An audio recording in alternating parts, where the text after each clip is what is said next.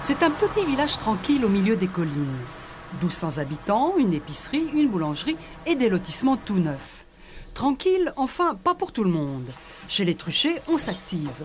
Flora et André sont à 7 km du Puy du Fou et leur gîte ne désemplit pas. Au niveau clientèle, moi je dis c'est notre locomotive d'appel. Quand le Puy du Fou est ouvert, on est plein presque tout le temps.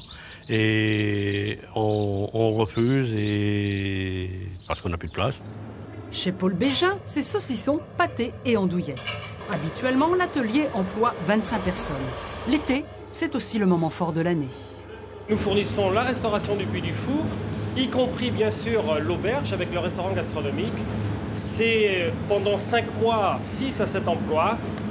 Une retombée également indirecte avec tous les magasins, la restauration donc alentour qui viennent s'approvisionner chez nous. Ça représente peut-être 10% de notre chiffre d'affaires. C'est vraiment une retombée très importante. Le plaisir du camping. Il y a quelques années, le camping municipal végétait. Aujourd'hui, il affiche complet. 90% de sa clientèle vient du Puy du Fou et le camping envisage de se développer. On a la chance d'être situé à quelques minutes, à quelques kilomètres du Puy du Fou.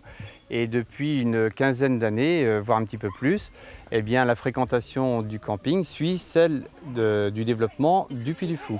On peut dire aussi, en élargissant un petit peu, que la commune de Saint-Malo-du-Bois, qui comprend 1200 habitants, a été boostée aussi par cette proximité-là. Et effectivement, grâce au Puy du Fou, ça maintient à la fois un tissu économique, touristique, qui est nécessaire pour les petites communes comme la nôtre. Le point faible est l'hébergement. Conséquence, Cholet, Angers et Nantes profitent de l'occasion. Mais au-delà des communes avoisinantes, c'est toute la région qui est concernée.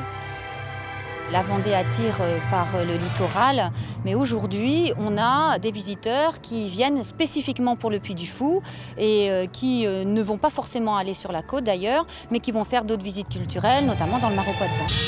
Allez, quelques chiffres. Le Puy du Fou, c'est 750 saisonniers, 70 permanents, 1500 emplois indirects et 7000 bénévoles.